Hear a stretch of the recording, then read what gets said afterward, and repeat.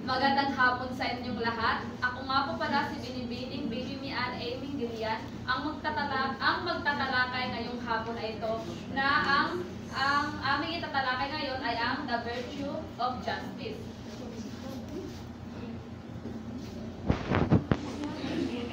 Okay, basa. The term justice is derived from the Latin word jus, meaning right. Justice means to accord to each person what he or she deserves, or to give each person his or her duty.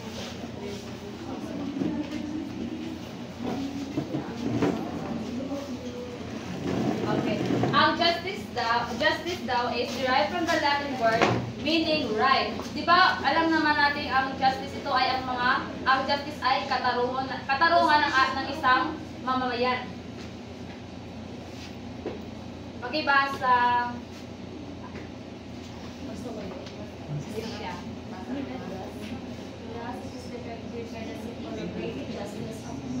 Blindfolded is a sin of skills typically expected from one hand and clearing his word in the other. The symbol represents authority, fairness, equality, and impartiality, implying that justice should be applied regardless of will, power, or status. Kaya nilarawan ito ng symbol of Lady Justice na dapat ay yung mga tao ay dapat pantay-pantay na pagtitingin sa katarungan natin. At ito yung picture ni ang hinawakan niya sa nga dito yung skill ay ang simbolo ito nag-represent ito ng impartiality of the court. Ang yung dito espada ay nag-represent siya ng symbol of the power of justice. Bino de Motel. In this book, Christian ethics explain that justice is a match in both claim and virtue. All humans appeal to justice and demand justice. Justice is the familiar moral values, sometimes in the sense of social norm, more often with its scope so enlarged as extend the total observance of the commandments of God. Ang sinabi dito na ang katarungan ng isang hinihing pag-aangkin at kabutihan, ang lahat ng tao ay umaopila sa katarungan ng tao ay umipila sa katarungan at humingi ng hustisya ay ang pamilyar na moral. Tapos, kung minsan sa kahulugan ng isang mas madalas na ang saklaw nito ay napapalaki upang umabot sa ganap na pagsunod sa lahat ng mga utos ng Diyos. Sa libro ko ng Christian Ethics ay di ba yaon nito ang 10 commandments, di ba, sa kuan na dapat sundin dito kay amoy to an kuan 10 commandments na dapat kay sundin nato. There are 3 characteristics of ethics. Ang una ay ang justice is a social norm that is a directive for guiding humans in their action toward one another.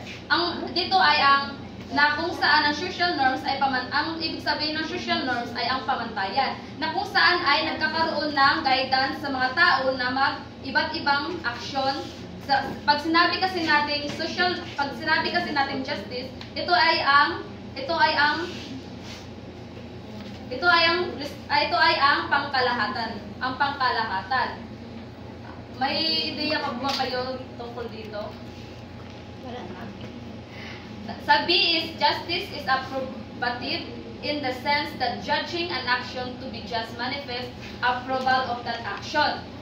Dito ay ang justice ay nagpapakita ng katarungan at approval sa aksyon na iyon. Kibali bitaw kung nagpapakita yon ilagihin mo na aksyon ay may katarungan or approval sa aksyon na iyon. Sa C is obligatory in the sense that judging a certain course of action to be just entails that a person in a similar situation ought to do the same thing. Yes. Ito ay ang ibig sabihin nito ay ito yung paghustisya na nangyayari ay dapat nangangailangan na ang isang tao sa isang katulad na sitwasyon ay dapat gawin ang parehong bagay. Dapat bitaw dito kay dapat fair da bitaw ani mo pagka fair da niyo fair da kamo sa how diyan sa kuan bitaw ng justice. Di ba pag di ba yay sa justice na pag pumatay ka ng isang tao ay di ba may consequence yaon. Depende yung sa court kung ipaghahatol yan ng kamatayan or pabayton da kaw nang itong imo gipatay na tao. Ang yan na. In addition to the characteristic of the justice, with the draws on the following theories of justice. There are three theories of justice. Positive law.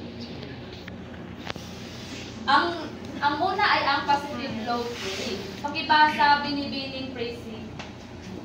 Positive law theory defines justice as conformity to the law and thereby produces a just to the legal. Justice cannot be identical with legality since it is transcendent and is its critical measure. May ideya ka ba? Mabigay ka ng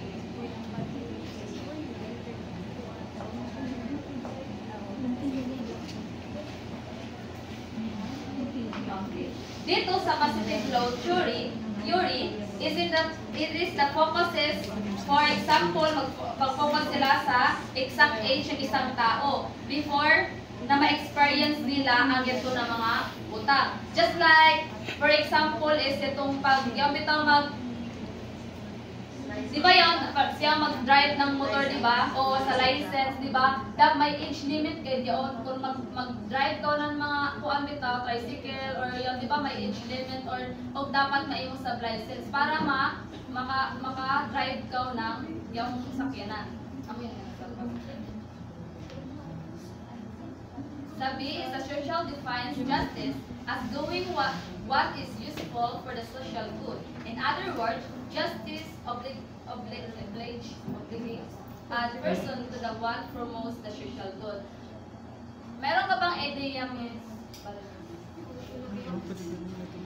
Social good theory defines justice as doing what is useful for the social good. In other words, justice obliges a person to do what promotes the social good.